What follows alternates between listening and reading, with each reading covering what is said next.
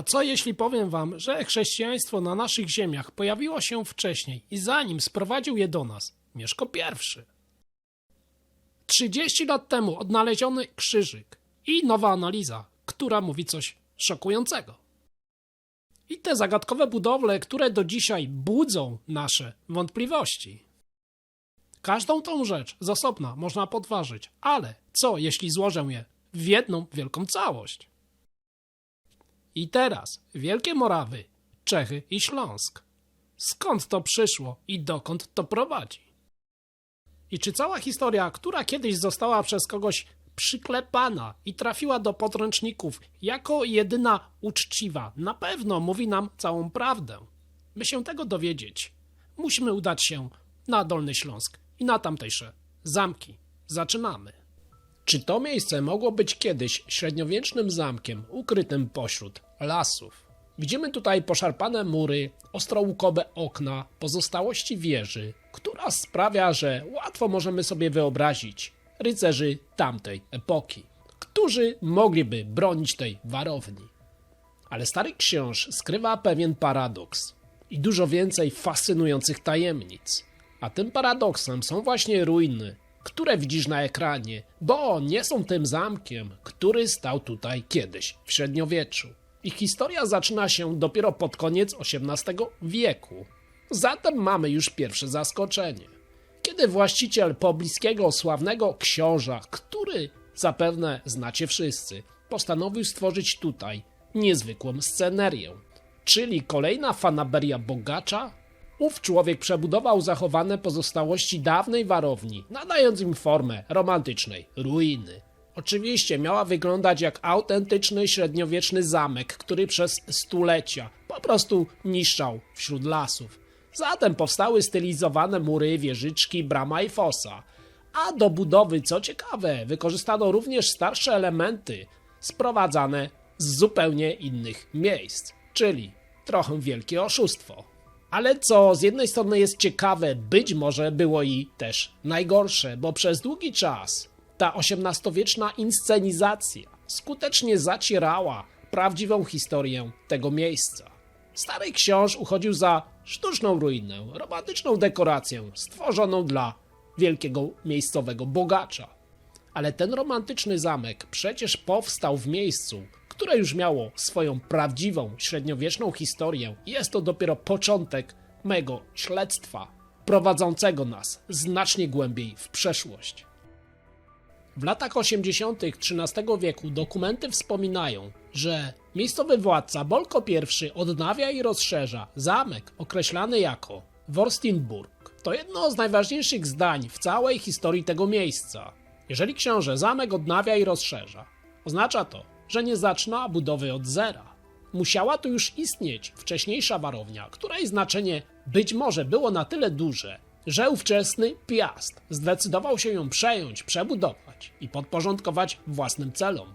Już w latach 90. Bolko przenosi swoją rezydencję z Lwówka Śląskiego tutaj. Stary książ przestaje być więc jedynie lokalnym punktem obrodnym. Staje się miejscem, z którego książę zamierza sprawować władzę nad swoim dominium. I kolejne pytanie, co w sobie mogło mieć to miejsce, że po raz kolejny zostaje wybrane na jakieś centrum? A co ważniejsze, kto był tu wcześniej? Ale na razie jesteśmy przy historii pisanej. I w roku 1293 nazwa Furstenberg pojawia się w tytulaturze Bolka. Książę określa siebie jako władcę Śląska i pana na Furstenbergu. To jedna z pierwszych, kolejnych dla nas zagadek. Furstenberg nie jest tym samym co Furstenstein, czyli nazwa późniejszego książa.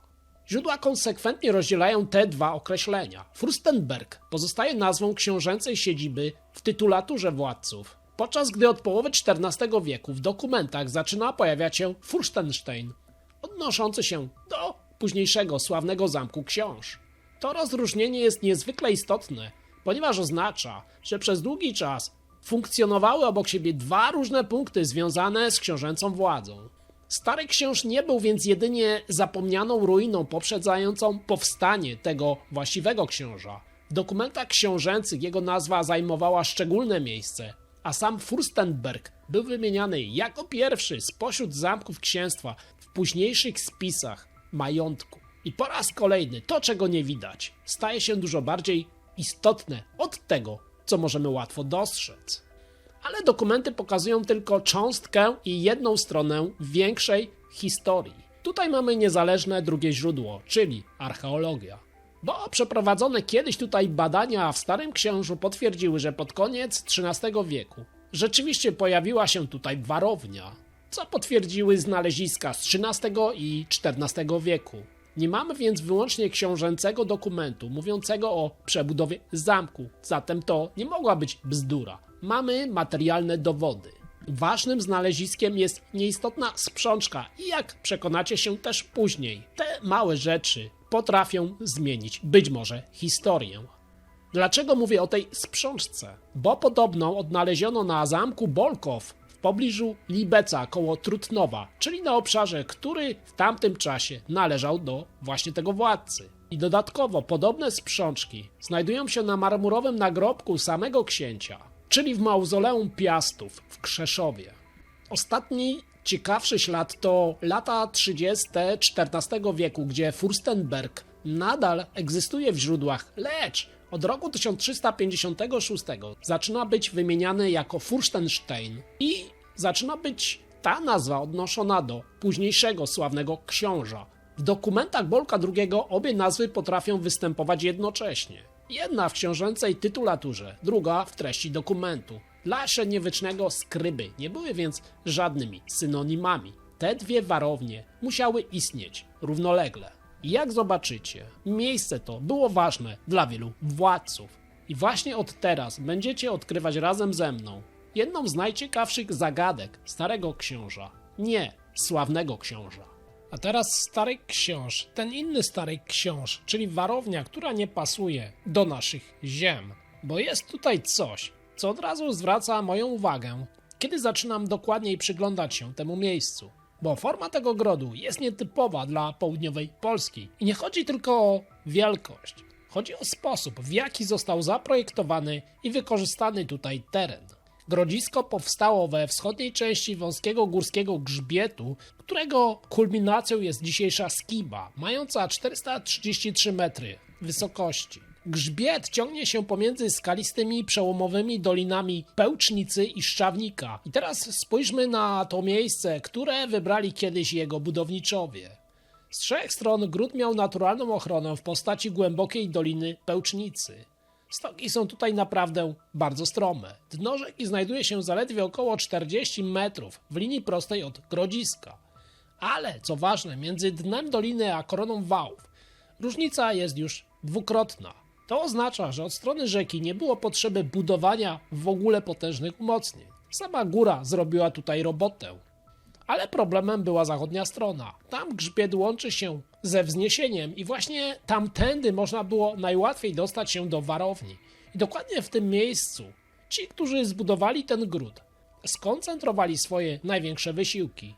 Bo powstał tutaj naprawdę ogromny, trójczłonowy zespół obronny o powierzchni ponad 2 hektarów. Oczywiście nie było to grodzisko tej klasy, jakie możemy w większej ilości spotykać w Małopolsce. Ale jak na terytorium Ślężan, było to coś dużego. I to jest rzecz naprawdę ważna, ponieważ podobnego założenia właściwie nie znamy z polskiej części Sudetów, czy też Karpat. Jak to możliwe? Ci, którzy badali to grodzisko, określili jego sposób budowy jako gród typu ostrogi, a za południową granicą w Czechach funkcjonuje dla niego osobna nazwa – Ostrozna. I tutaj zaczyna się robić coraz bardziej ciekawie, ponieważ tego rodzaju warownie są znacznie częstsze nie u nas, nie w Polsce, tylko na terenach dzisiejszych Czech i Słowacji, a szczególnie w północnych i wschodnich Czechach. Zapamiętajcie to, to będzie ważne. Oczywiście podobne grody spotykamy również w Górnych Łużycach, choć tamtejsze założenia są przeważnie znacznie mniejsze i najczęściej mają tylko jeden człon, co mogłoby nas trochę prowadzić w kierunku Piastów.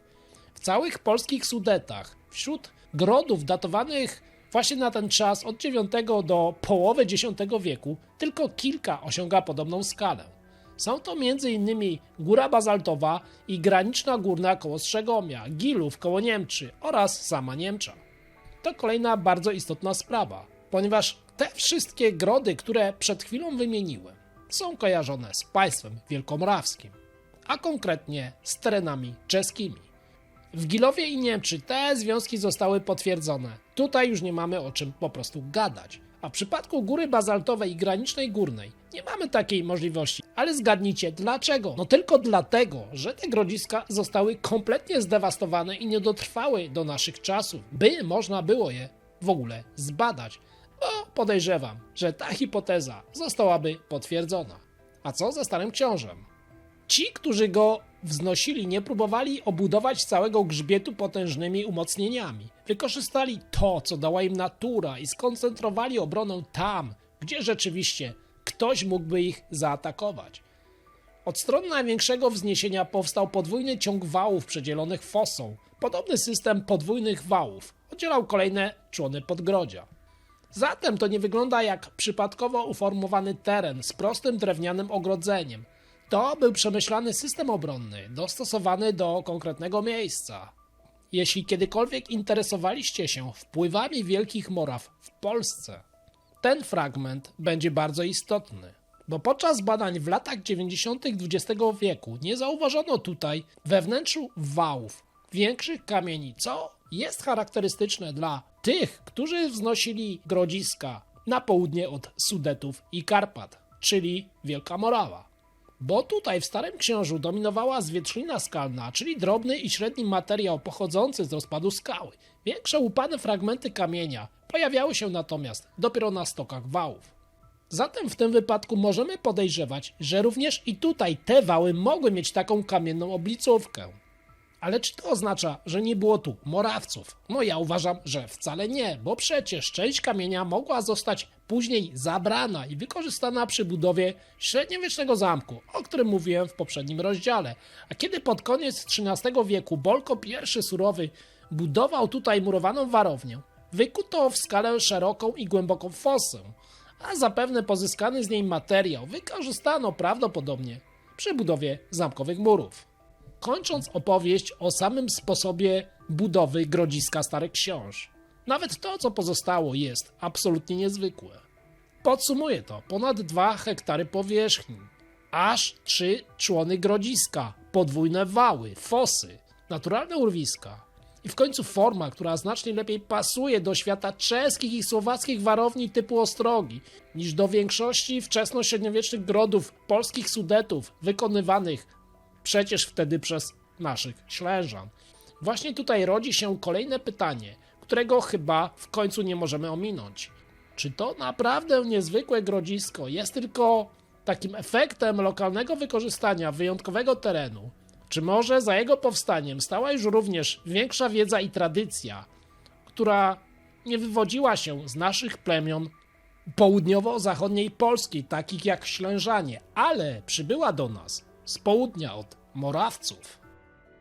Jeśli sama forma grodu do tej pory jeszcze Was nie przekonała, to żeby postawić hipotezę mojego związku z południem, Stary Książ ma jeszcze jeden istotny argument, a właściwie wiele argumentów, a są nimi przedmioty wykonane z żelaza. W 1992 roku, podczas badań wału rozdzielającego pierwszy i drugi człon podgrodzia, badacze znaleźli 2 masywne żelazne przedmioty. Jeden z nich był fragmentem najprawdopodobniej bojowego topora, czyli czekana typu bradatica, charakterystycznego dla świata Wielkich Moraw. Drugi to zachowany w całości półkosek. Oba przedmioty leżały w górnej części wału i można by na tym zakończyć, bo jeden topór, jeden półkosek, o czym ja tutaj w ogóle do Was mówię. Ciekawe znalezisko, dobre do muzeum i dobranoc. Tyle, że 6 lat temu badacze wrócili w to samo miejsce. I co? Znowu coś odkryli. Zaledwie kilkadziesiąt centymetrów dalej pojawił się żelazny świder oraz przedmiot określany jako grzywna grotopodobna. Ten drugi jest szczególnie ważny, ponieważ jest to rzecz, która dawniej mogła pełnić formę pieniądza, tak zwanego płacidła. Nagle więc nie mamy już tylko 2 przypadkowo jakichś tam znalezionych przedmiotów z metalu. Mamy depozyt. a to jest już czymś charakterystycznym dla tamtych czasów.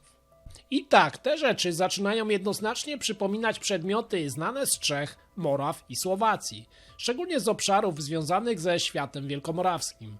Podobne skarby odnajdywano m.in. w Pobedimiu, Starym Meste, a także w Gilowie na Dolnym Śląsku. I co więcej, wszystko wskazuje na to, że to, co odnaleziono w Starym Książu, tego po prostu mogło być więcej. Ale dlaczego tak mówię? Bo fragment wału, w którym kiedyś ukryto te rzeczy, został wiele stuleci później po prostu rozebrany podczas budowy drogi leśnej, konkretnie zaorany. Materiał z wału wykorzystano wtedy do zasypania fos. Miejsce pobierania ziemi i kamienia znajdowało się niemal dokładnie przy odkrytych przedmiotach. Zatem, detektoryści, coś dla was. Topór znajdował się zaledwie około 5 cm od krawędzi tego późniejszego wyrobiska, a półkosek 15. Świter i grzywna były nieco dalej, około 40 i 50. W tym momencie to oznacza, że część tego depozytu mogła zostać bezpowrotnie zatracona w terenie, albo po prostu ktoś to znalazł i sobie zabrał. Niewykluczone więc, że te 4 przedmioty, które znamy dzisiaj i jakoś dotrwały oficjalnie do teraz, są tylko małym fragmentem czegoś większego. I tutaj powraca topór. Bradatica ze Starego Książa przez długi czas była czymś, co wzbudzało tylko dyskusje, niedowierzania. Bo wtedy był to jeszcze dopiero drugi taki egzemplarz odkryty na terenie dzisiejszego polskiego Śląska. Pierwszy znaleziono jeszcze przed II wojną światową w Popęszycach. Ale z czasem jednak mapa ta zaczęła się zwiększać. Kolejne wielkomorawskie czekany odnajdowano w Chobieni, w okolicach Lądka-Zdroju, w Słupicach w masywie Ślęży, na Gromniku, w Jemnej, w Górach Sowich, a rok temu także w pobliżu Świeczowa, w Dolinie Stobrawy. I co? Mało tego? To już jest moment, którego nie można lekceważyć. Tego już po prostu było zbyt dużo. Jeżeli mamy pojedynczy czekan, możemy mówić o jakimś tam przypadku, zawleczeniu i innych możliwych scenariuszach. Ale jeżeli zaczynamy znajdować kolejne już w kilku grodziskach, pojawia się wzór większej całości. A to wskazuje na to, że przedmioty związane z Morawcami docierały w IX i na początku X wieku w górne i środkowe dorzecze Odry znacznie częściej, szerzej niż jeszcze do niedawna uważano.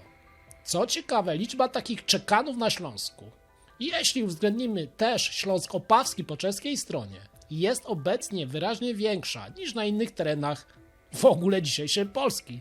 Nawet Małopolska, dla której mamy przecież pisemną wzmiankę o księciu siedzącym w Wiśle, nie daje takiego zagęszczenia znalezisk.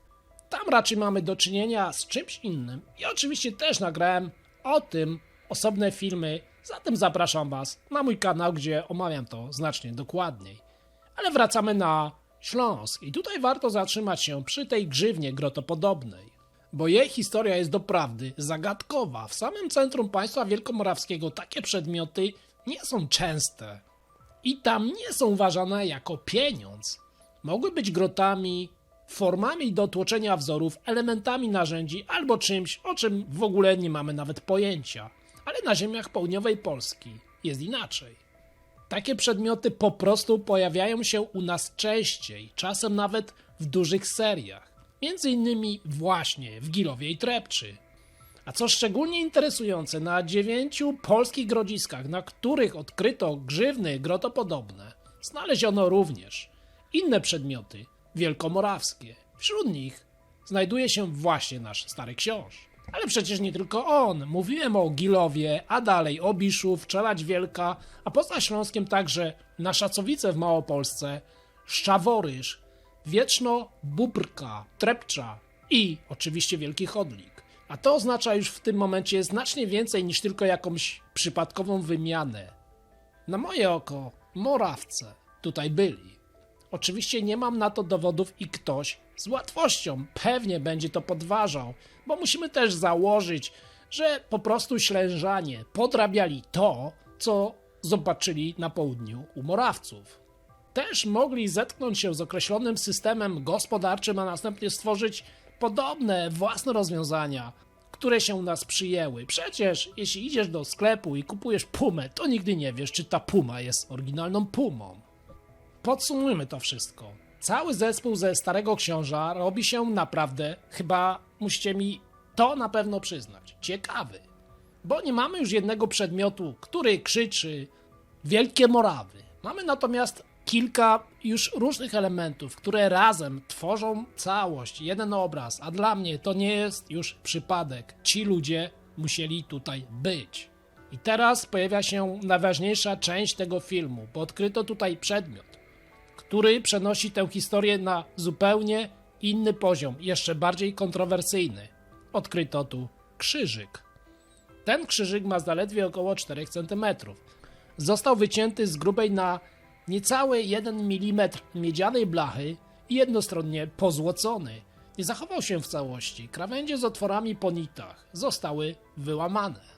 Początkowo, po odkryciu w roku 1991, uznano go jak zwykle wtedy za zabytek późnośredniowieczny. Nikt nie zawracał sobie tym zbytnio głowy. Przecież wszystko, co tutaj odnaleziono, musiało pochodzić z Polski. Musi być polskie. Jakie południe.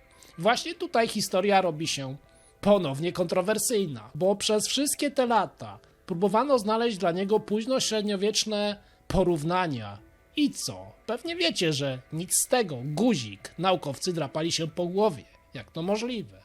Dopiero czescy badacze Milos Sole i Kawanowa wskazali naszym naukowcom coś, co do tej pory chyba jest im trudno przyjąć. Nie tylko archeologom, ale i historykom. Dużo lepsze analogie znajdują się na terenach właśnie Wielkich Moraw. Między innymi w Mikulcicach i Starym Mieście. Toż to przecież szok, jak to możliwe? Tam również znajdowano krzyżyki wykonane właśnie z jednostronnie złoconej blachy miedzianej. Wielkomorawskie egzemplarze interpretowane są jako elementy okuć ksiąg, a być może także ozdoby drewnianych skrzynek na relikwie. I wtedy okazuje się, że ten krzyżyk nie jest już takim samotnym znaleziskiem, ciekawostką. Jest być może najważniejszym, a przynajmniej kolejnym elementem tej samej układanki Wielkich Moraw w Polsce. Co więcej, najnowsze badania fizyko-chemiczne przeprowadzone przez Beatę Miazgę z Instytutu Archeologii Uniwersytetu Wrocławskiego wykazały, że zarówno złocona powierzchnia, jak i ta miedziana baza krzyżyka są bardzo zbliżone do zabytków datowanych na IX i początek X wieku z terenów dawnych Wielkich Moraw. Szczególnie do złoconych miedzianych plakietek z Bojnej koło Nitry, to dosyć daleko. Również zastosowana technika złocenia, złocenie ogniowe, była stosowana właśnie tam, w tamtej części naszego kontynentu. Zatem, czy jest to dowód, że Stary Książ był jedną z pierwszych morawskich kolonii na ziemiach polskich, na ziemiach Ślężan? Ale zastanówmy się, po porównaniu form grodu i innych grodzisk, tych żelaznych depozytów, bradaticy, grzywny i wreszcie złoconego krzyżyka, naprawdę musimy odpuścić kierunek Moraw? I dlatego Stary Książ jest tak istotny. Nie dlatego, że na ten moment jeszcze nie potwierdziliśmy tutaj Wielkich Moraw, ale dlatego, że znaleźliśmy tutaj zaskakująco zbyt wiele śladów świata, który tutaj nie pasuje. By zrozumieć tajemnicę Morawców w Polsce, teraz trzeba przyjrzeć się architekturze pierwszych kościołów na Dolnym Śląsku. A zaczynam od badania bardzo już starego z roku 1960, prowadzonego przez jednego z naukowców na terenie cmentarza przykościelnego i odkrycia wtedy reliktów kościoła, póki co XIV-wiecznego. Ale oprócz murów XIV-wiecznych odkryto wtedy inny, niezwiązany z nimi, głębiej usytuowany fragment muru o całkowicie innej konstrukcji i innym układzie. Ale badań tych nigdy nie dokończono, a wykop zasypano. Ale co się odwlecze, to nie uciecze. Informacje o tym zawiera wzmianka profesora Włodzimierza Hołubowicza w Śląskich Sprawozdaniach Archeologicznych. Cytuję. W roku 1960 w obrębie fundamentów budowli sakralnej z XIV wieku natrafiono tuż nad Calcem, stwierdzonym przy pomocy wierceń, na regularny układ kamieni na zaprawie z gliny, w otoczeniu warstwy kulturowej z materiałem ceramicznym, który który można datować na IX-X wiek, jeżeli nie wcześniej. Wiele przemawia za tym, że może być to fragment fundamentu budowli sakralnej. Dla pełnego wyjaśnienia tego zagadnienia niezbędne jest rozszerzenie w tym miejscu wykopu i zbadanie terenu do calca. Koniec cytatu. Czas ruszył do przodu i do akcji wkroczył georadar z roku 2007. Jego wyniki pokazały plan tego obszaru z widocznymi fragmentami murów, tworzącymi wyraźny zarys planu kościoła, z którego najlepiej zachowała się ściana wschodnia z prezbiterium, nawet ze śladami ołtarza. Czy serce w tym momencie nie zaczęło wam bić szybciej? Przecież to jest wielkie odkrycie. Natomiast ściany nawy niemal w całości rozebrano w XIV wieku i pozostały tylko negatywy z fragmentami kamieni. Całość tworzy tutaj prawdopodobnie plan kościoła razem z nawą i chórem, który znajduje się wewnątrz kościoła XIV-wiecznego, o orientacji minimalnie od niego odchylonej w kierunku południowym. A taki plan przypomina większość kościołów morawskich z IX i X wieku o dość szerokim i płytkim prezbiterium, co potwierdza trafne datowanie Hołbowicza z roku 1960.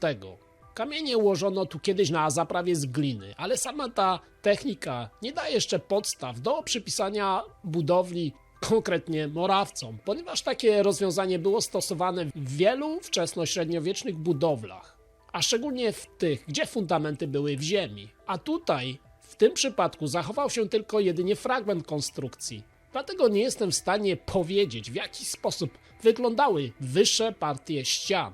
Ale tu ważniejszy jest plan tego budynku. Po jego rekonstrukcji widzę kościół, którego forma wykazuje wyraźne podobieństwo do wczesnych świątyń morawskich.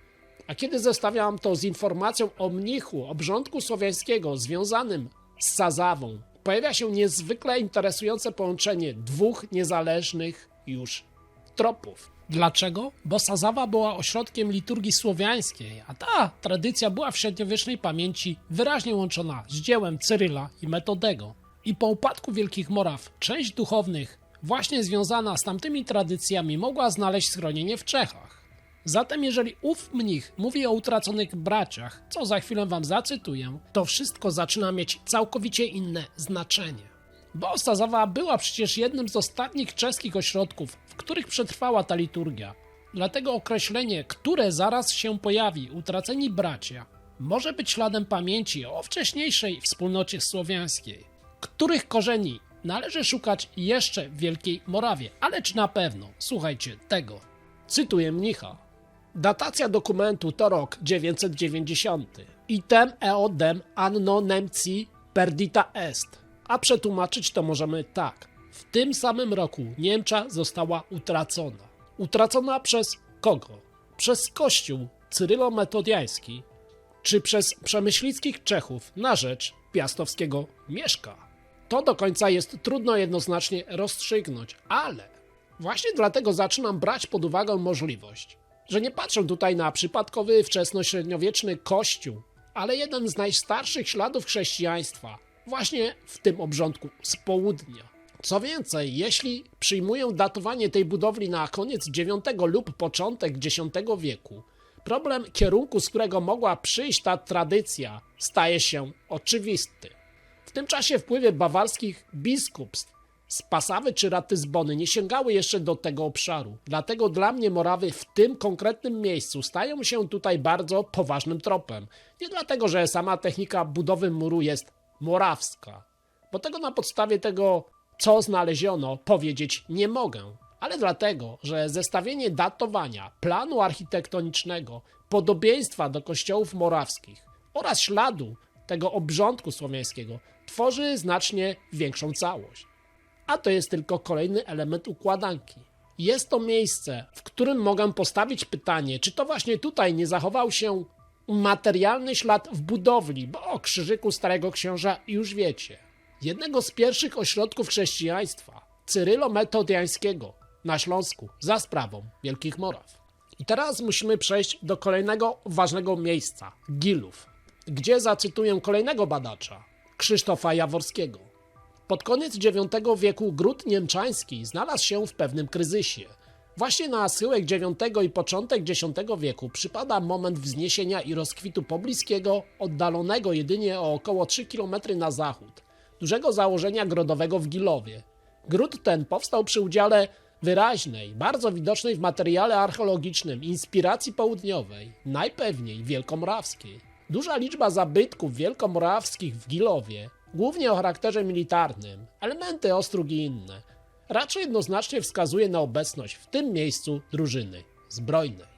To właśnie tam odnaleziono kamienny kliniec nadproża okiennego.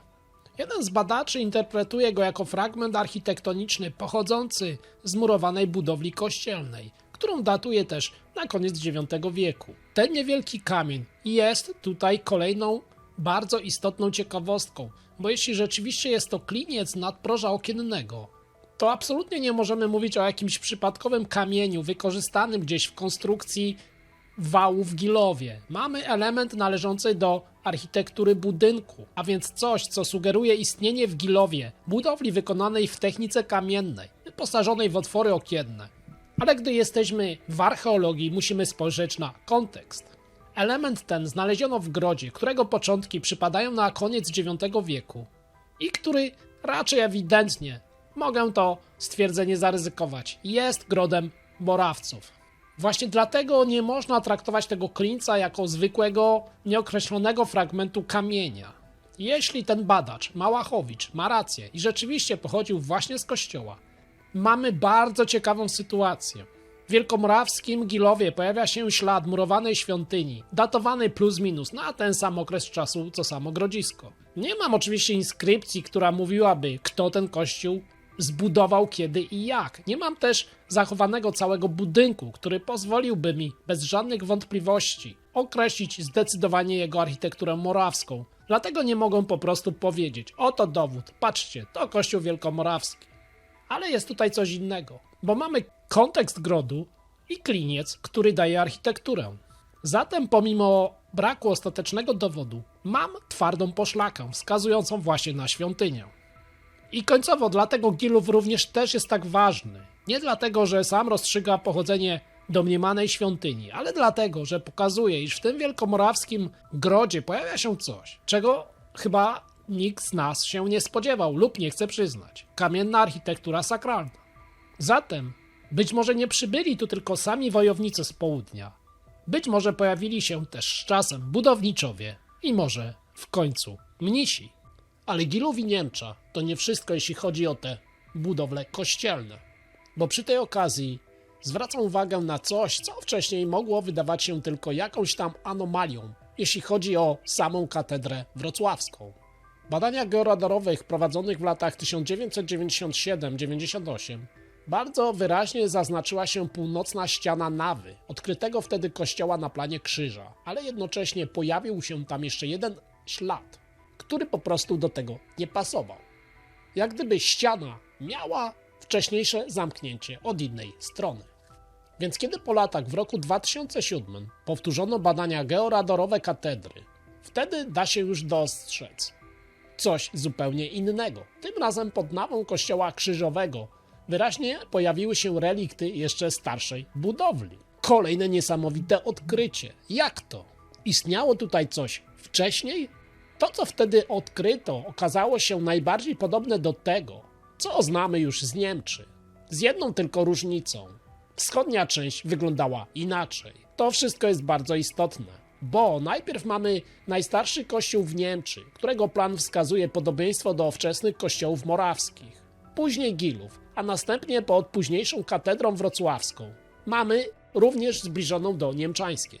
Nie można zatem patrzeć na te wszystkie miejsca osobno, bo kiedy postawię je obok siebie, zaczynam widzieć możliwość istnienia pewnej ciągłej tradycji wznoszenia tutaj pierwszych kościołów, która pojawia się w kilku ważnych ośrodkach Śląska. Fundamenty tego najstarszego kościoła pod katedrą wrocławską znajdują się około 7 metrów pod obecnym poziomem posadzki, czyli około 1,5 metra niżej niż fundamenty późniejszego kościoła na planie krzyża, wzniesionego tu już w połowie X wieku. To oznacza, że nie mamy tutaj po prostu dwóch różnych budowli stojących obok siebie. Mamy wyraźną warstwę starszą i też młodszą. Zatem najpierw musiała istnieć tu wcześniejsza świątynia przed przybyciem Przemyślidów. Później została przykryta przez większą budowlę, a następnie nad całym tym miejscem powstała jeszcze późniejsza katedra. Kiedy patrzycie teraz na ten niewielki krzyżyk odnaleziony na Ostrowie Tumskim we Wrocławiu, łatwo możecie przejść nad nim do porządku dziennego. Przecież jest to bardzo malutki przedmiot, niepozłacany jak ten, z którym mieliście do czynienia wcześniej ze Starego Książa. Nie ma też monumentalnej formy i na pierwszy rzut oka może wydawać się po prostu jednym z wielu drobnych przedmiotów religijnych wczesnego średniowiecza. Tymczasem właśnie ten niepozorny przedmiot może być kolejnym dowodem w moim dochodzeniu do kontaktów Śląska z południową częścią Europy przed oficjalnym chrztem Polski ze strony Piastów. Krzyżyk został tutaj odnaleziony w roku 1978, a dzisiaj wiemy już, że wykonano go z cyny. Pomimo tego, że wcześniejsze opisy określały go jako srebrny, po raz kolejny widzimy, jak naukowcy zmieniają swoje zdanie. I właśnie materiał, z którego go wykonano, jest pierwszą rzeczą, której nie powinniśmy lekceważyć. Cyna nie była materiałem tak ekskluzywnym jak srebro, ale doskonale nadawała się do wykonywania niewielkich odlewów, a co najważniejsze, znamy z Europy Środkowej całą grupę podobnych, drobnych przedmiotów wykonanych z cyny albo stopów cyny i ołowiu. Nie jest więc tak, że mamy we Wrocławiu jakiś przypadkowy przedmiot wykonany z przypadkowego metalu, który dopiero później ktoś próbuje w końcu łączyć z Morawami. Wrocławski krzyżyk od początku znajduje się w określonej kategorii przedmiotów, a jego forma i sposób przedstawienia postaci ludzkiej prowadzą bezpośrednio ku południu po raz kolejny. Już wcześniej wskazywano na jego podobieństwa do wyrobów z obszaru Moraw, Austrii i Czech, gdzie podkreślano, że najprawdopodobniej inspiracja pochodzi z Wielkich Moraw.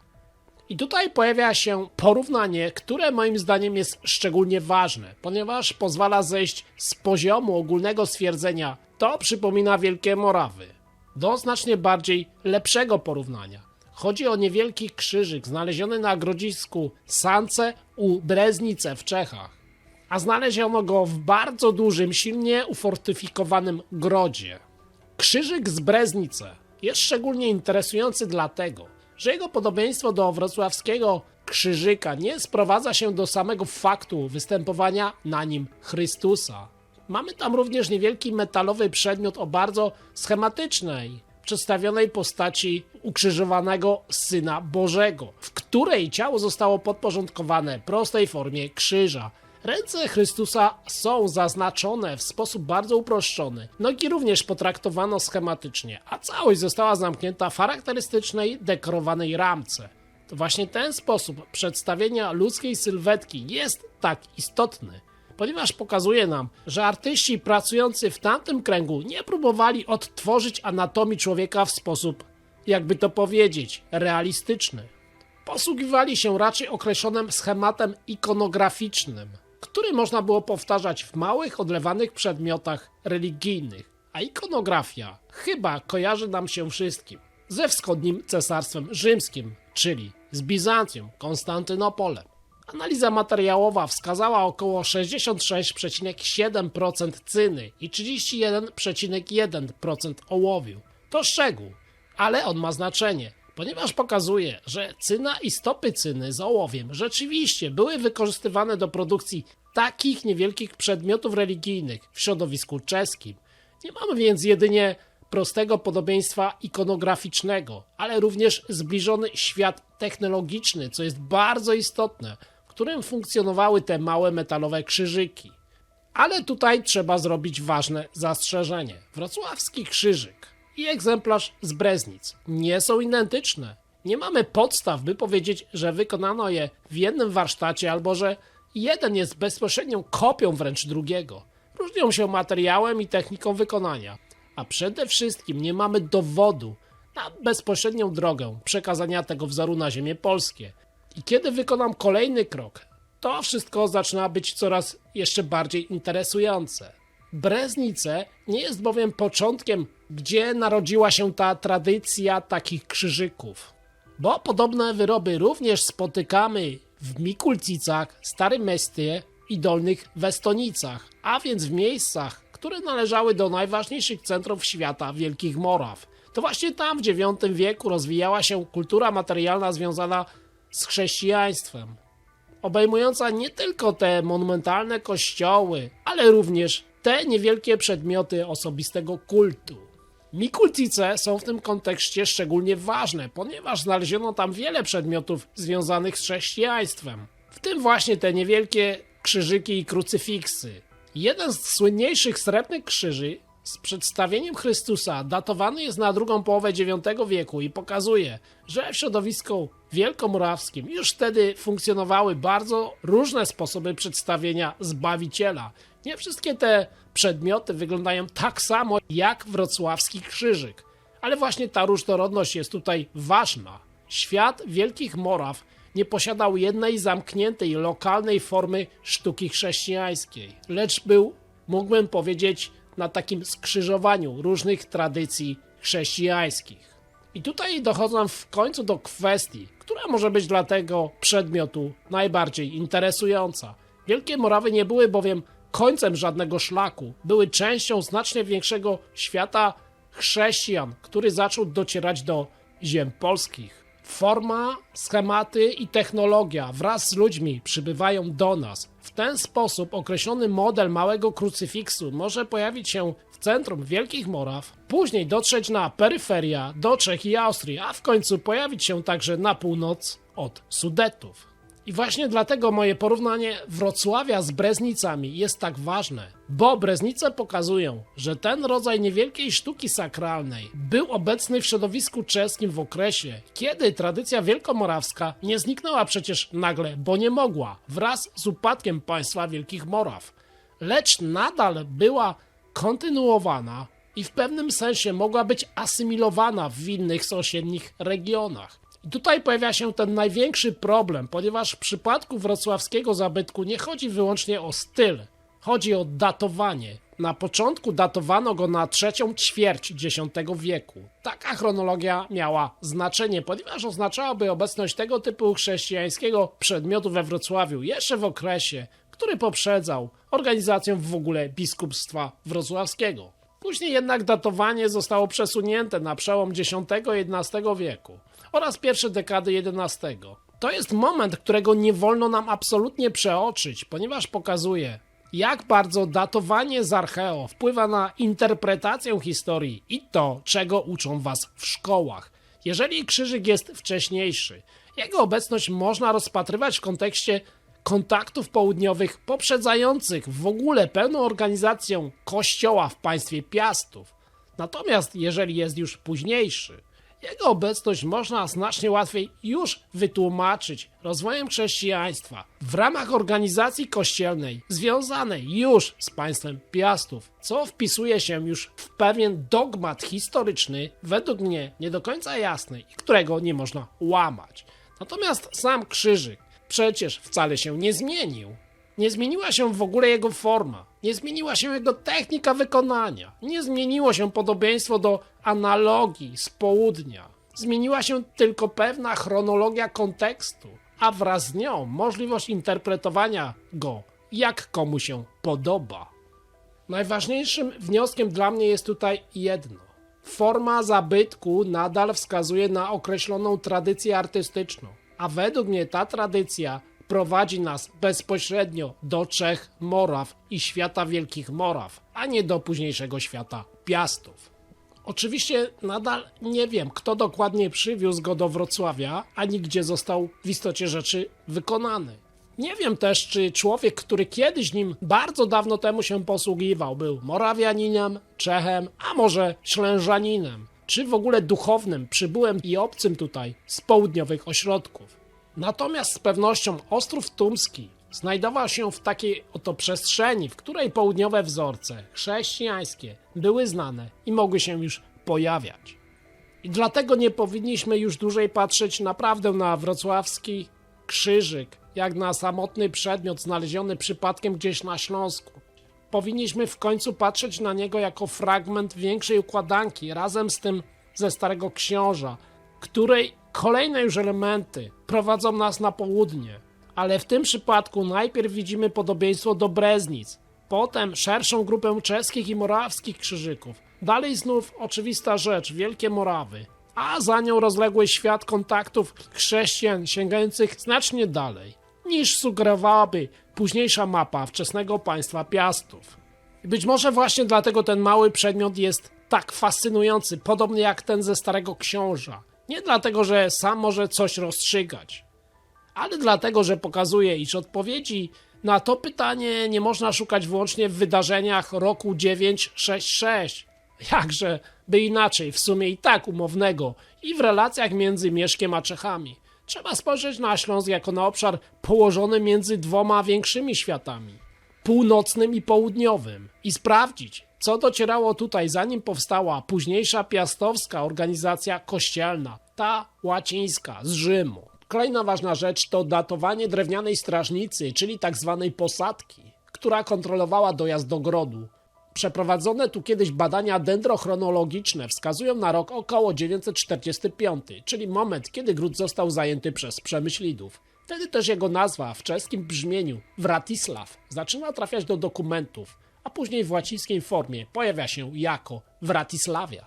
To kolejna część układanki tej historii. Z jednej strony mamy wcześniejszy gród, który jeszcze przed czeskim przejęciem rozwijał się etapami, a z drugiej, pod późniejszą katedrą, mamy relikty jeszcze wcześniejszego kościoła. Kiedy dodam do tego Niemczę i jej najstarszą świątynię Igilów, których plany wskazują na podobieństwa do architektury morawskiej, to zaczynam podejrzewać, że nie patrzę już na pojedyncze, przypadkowe budowle, lecz na pozostałości wcześniejszej warstwy organizacji chrześcijańskiej na Śląsku, na długo przed Mieszkiem I. A jeżeli mam rację, jeżeli kościół we Wrocławiu rzeczywiście wykazuje podobieństwo do kościoła w Niemczy, do kościoła w Gilowie, a te z kolei wskazują cechy spotykane w architekturze morawskiej, to widzę już dokładny ciąg, którego chyba wszyscy nie powinniśmy lekceważyć. Oprócz wspomnianych przeze mnie 3 możliwych kościołów morawskich na ziemiach Ślężan, odkryto tutaj jeszcze jeden kościół. Dwuapsydową rotundę na górze Gromnik, na terenie wzgórz strzelińskich. Czy mamy tutaj do czynienia z pozostałością bardzo starego kościoła, sięgającego początków chrześcijaństwa na naszych ziemiach, czy z XV-wieczną budowlą, która powtórzyła archaiczny plan wcześniejszego obiektu? To jest cały ten problem, ponieważ coś nowego później dobudowano dokładnie na czymś starym. Co mówi nam historia? Mówi nam to, że szczyt Gromnika był już użytkowany w IX i w pierwszej połowie X wieku. Było to grodzisko miejscowych Ślężan. Później następuje przerwa. Nie ma tu dosłownie nikogo przez kilkasetek lat.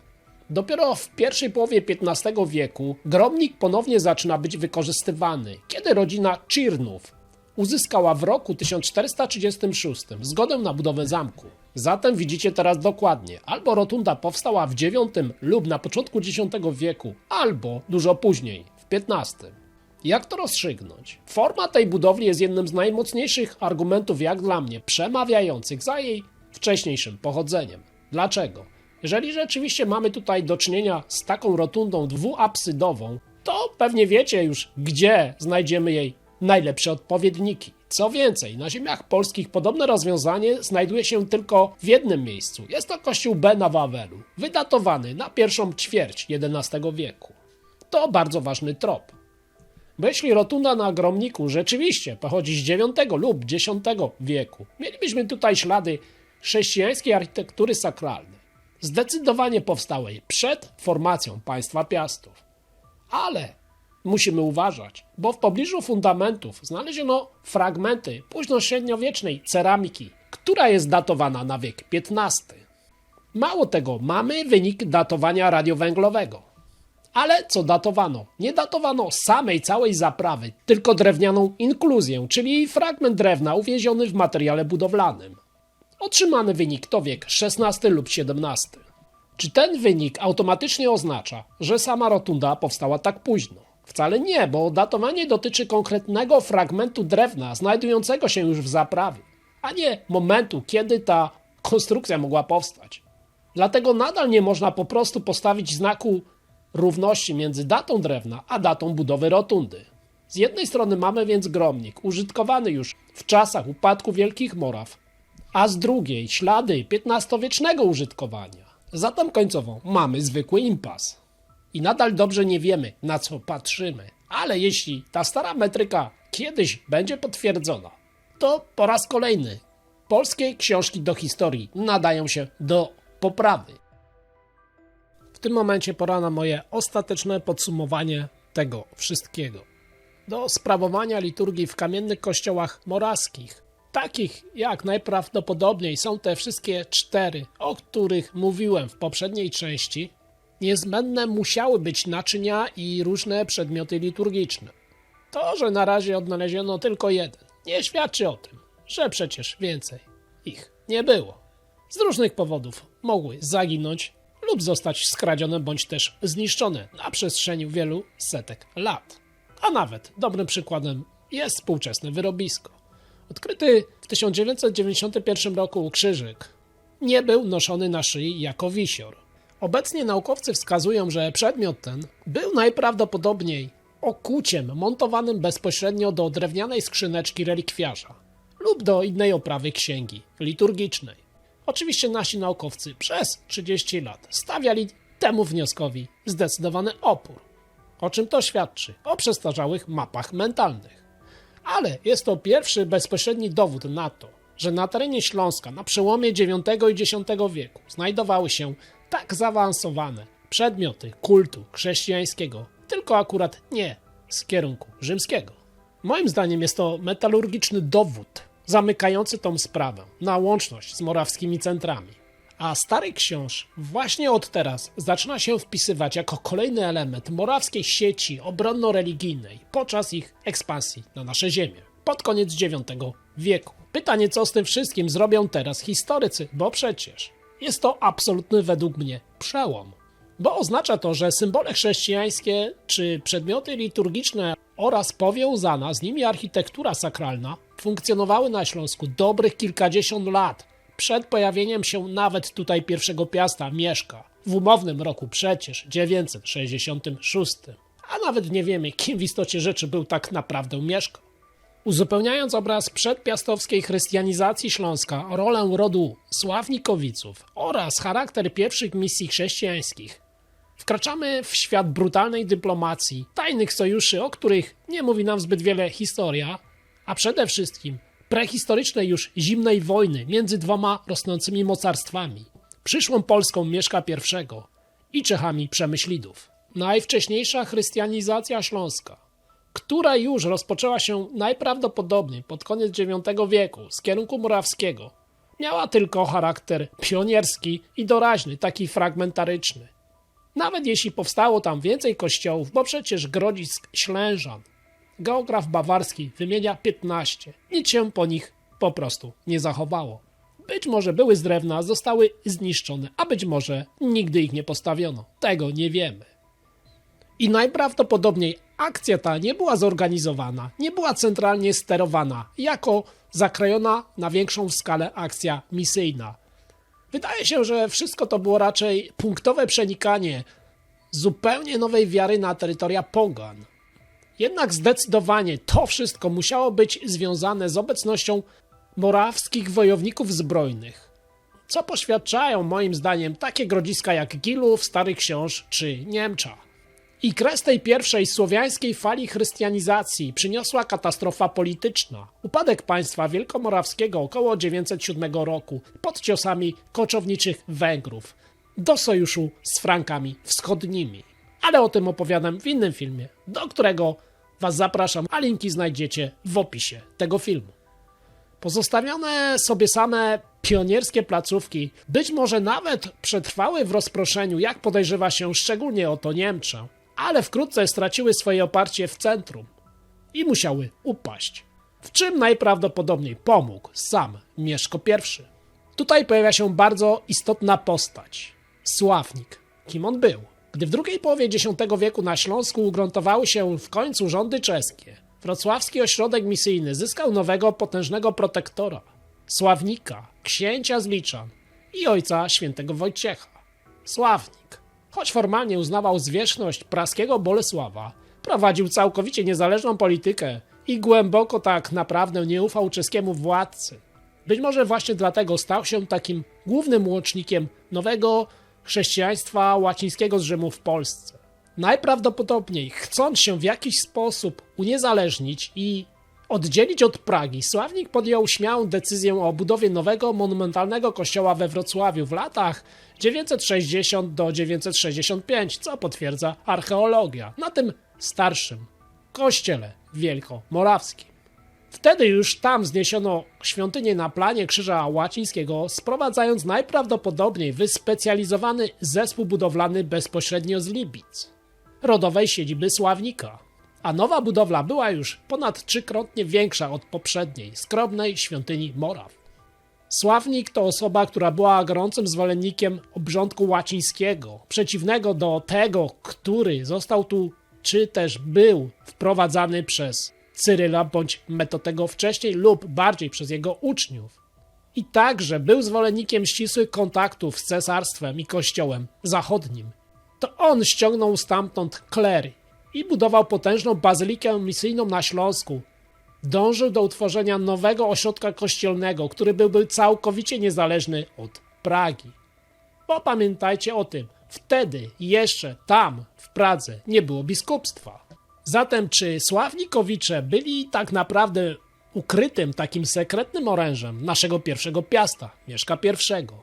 Ten religijno-architektoniczny ruch idealnie wpisuje się w tło geopolityczne, zarysowane w moim filmie Czesi wiedzą od wieków, a my nie. Dla Mieszka I, który po śmierci Dobrawy wszedł już w fazę cichego, a potem już niestety otwartego konfliktu z czeskimi przemyślidami o Śląsk i Małopolskę, Sławnikowicze stali się kluczowymi i naturalnymi sojusznikami w tych bojach.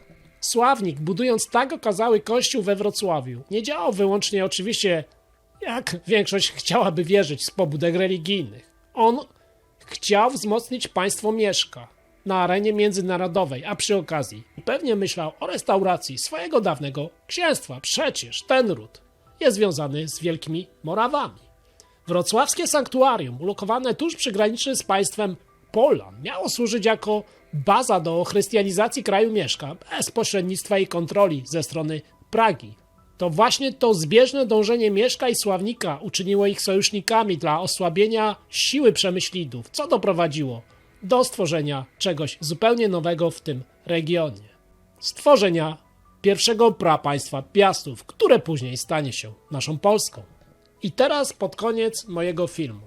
Dlaczego uważam, że Mieszko został po prostu łatwiej przyjęty na południu naszych ziem, niż byłoby to możliwe bez wcześniejszej misji chrystianizacyjnej?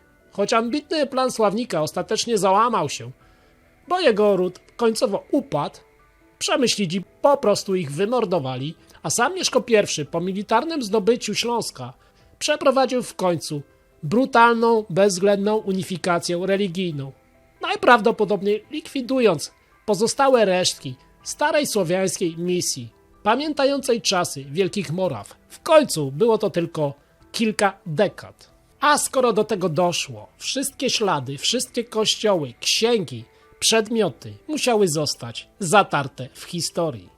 A pamiętajcie, że chrześcijanizm z Rzymu króluje już u nas około 1000 lat. Więc chyba tak samo jak ja musicie teraz zdawać sobie sprawę, jak trudno jest coś udowodnić. Kiedy administracja piastowska w tamtym czasie przejmowała kontrolę nad śląskimi grodami i obszarami, miejscowe elity i ludność były już na pewno oswojone lub pamiętały pierwsze chrześcijaństwo. Przez wszystkie te lata obcowały one z chrześcijańską architekturą murowaną, symbolami religijnymi, jak ten krzyżyk ze Starego Książa, oraz pewnie duchownymi. Mieszko I nie wkraczał więc na ziemię całkowicie pogańską, jak się uważa w oficjalnym biegu historycznym. Po prostu wkroczył on na grunt już podatny, częściowo już przeorany cywilizacyjnie przez innych, co pozwoliło w istocie rzeczy na szybkie, bezkrwawe i trwałe włączenie Śląska w struktury państwa Piastów i oparcie nowej metropolii w roku 1000 na już istniejącym misyjnym biskupstwie we Wrocławiu.